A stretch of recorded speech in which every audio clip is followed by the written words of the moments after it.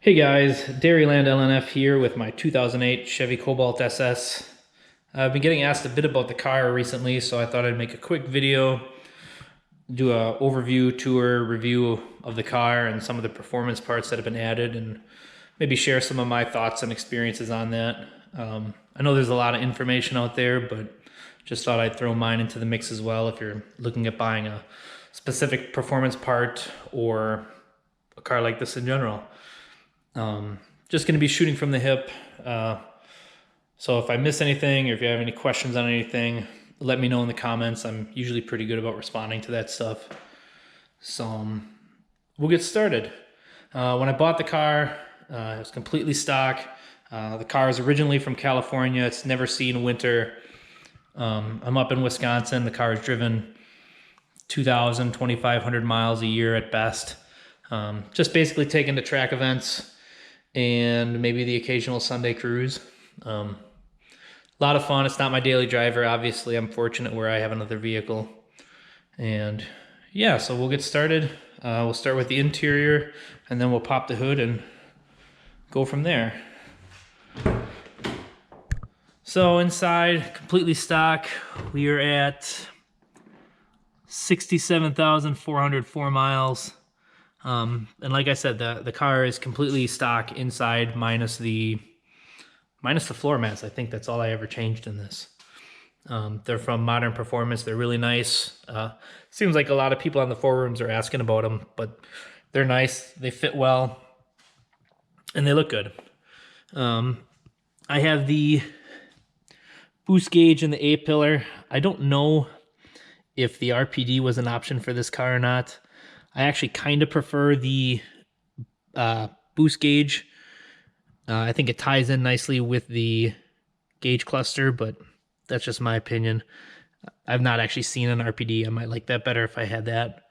But stock radio, stock F35 shifter, shift boot.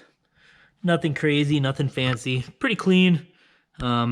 Maybe some minor scuffs on the seats and stuff, but it's driven, so I really can't complain. So, all right, let's pop the hood and let's get started. So coming around front, as you can see, these are not OEM headlights. I couldn't tell you the name or the brand of the headlights this is. They have this LED bar you have to solder in when you install them. Super easy install. I think they kind of give the car, they kind of keep the original look of the lights, sort of, with a bit of a modern twist with that LED bar. They look pretty nice at night when they're lit up. I know other people have reviewed these lights. I just can't think of the name of them off the top of my head. And yeah, they're headlights. I had the halos in there for a while. Those are okay, but I kind of wanted something a little bit more OEM-ish in style. So let's see if I can get this open. All right, so under the hood, I've got the LNF Gen 2 motor. I know it's got the foam casting, so porous block is a potential issue.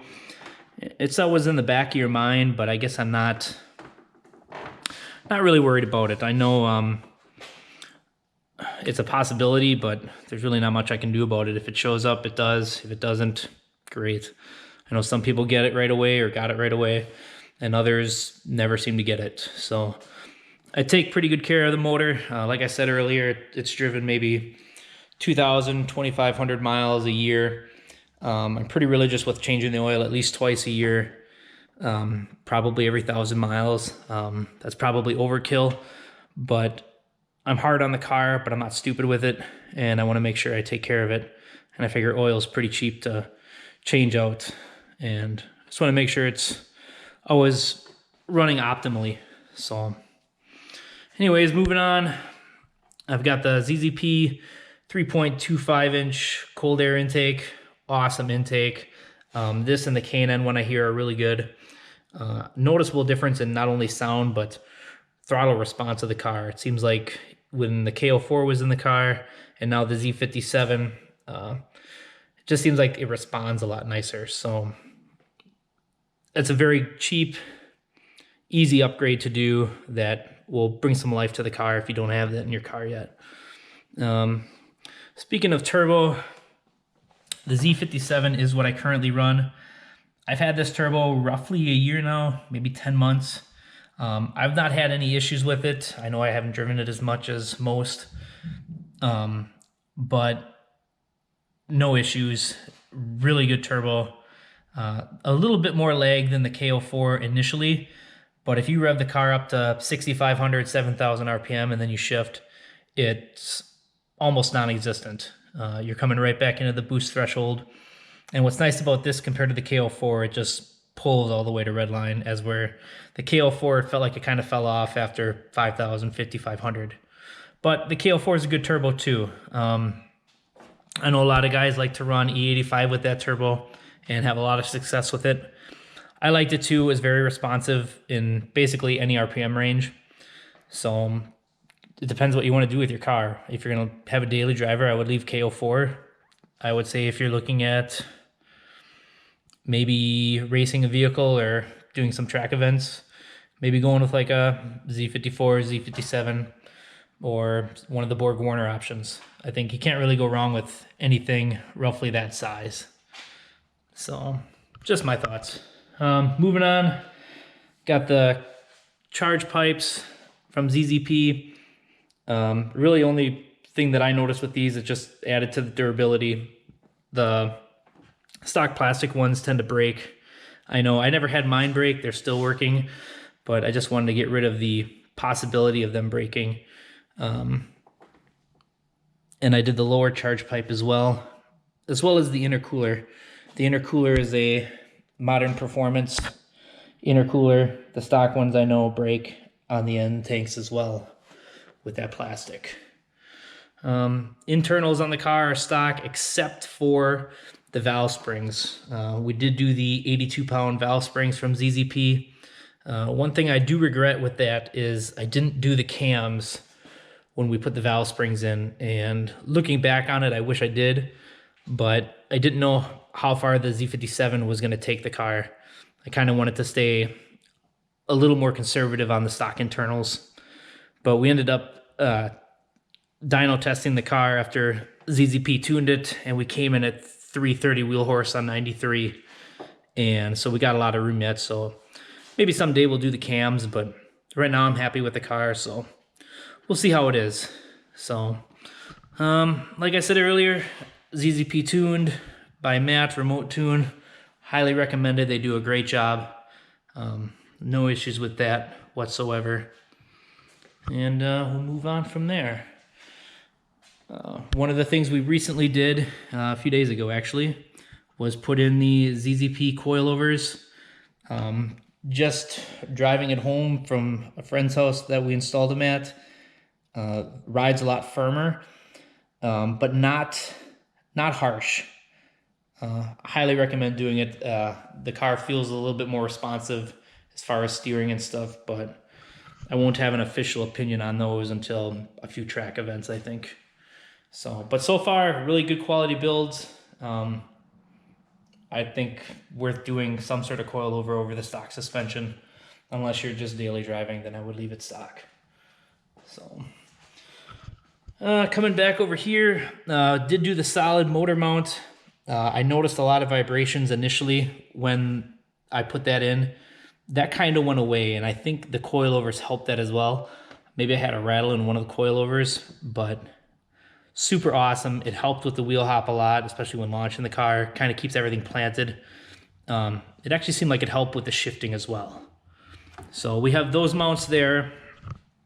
Can't really see too well underneath, but we do have the ZZP transmission mounts as well, just to kind of help lock everything together. We did that when we did the South Bend Stage 4 clutch in the transmission, as well as changed the transmission fluid then. And that South Bend Stage 4 clutch has been awesome. If you're looking for a clutch that will hold lots of power and feel like stock in the car, that's the way to go. I can't complain. I didn't notice a difference at all, other than maybe initially it grabbed a little bit more as soon as you let off the pedal, but I would say it's pretty much like stock. So moving down the car, you might be able to see the ZZP Coilovers a little bit in there. Got the Brembo brakes and just a regular OEM style disc rotor. I had the drilled and slotted rotors from ZZP.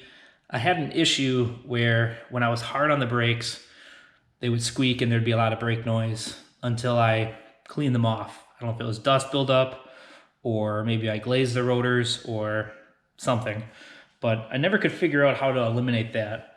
And I know other people have had that issue as well. So I just went back to the OEM style rotors and no problem since. I can beat on them all day and there's no issues.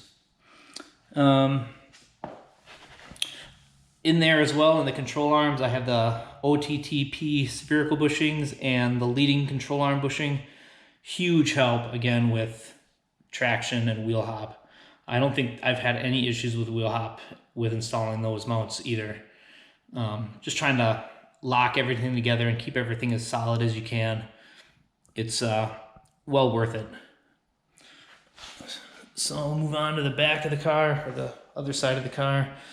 One thing I didn't mention was I have the Potenza RE71R tires for traction. They stick really nice.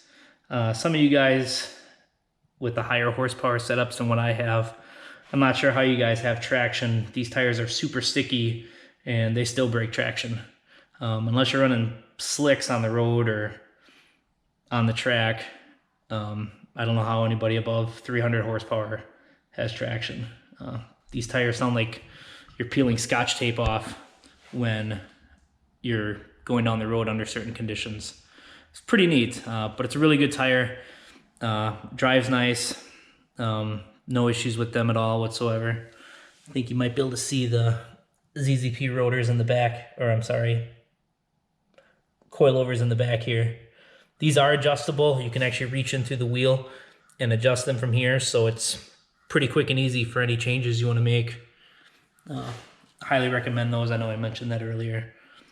Underneath the car, we've got the ZZP 3-inch exhaust and downpipe.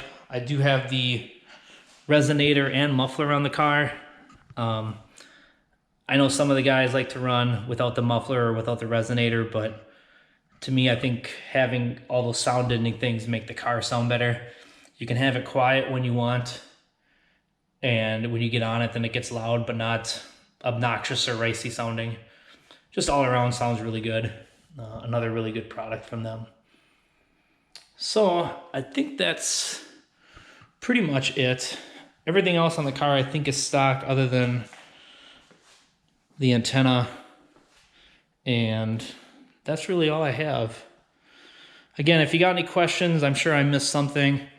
Let me know in the comments down below, and thanks for watching.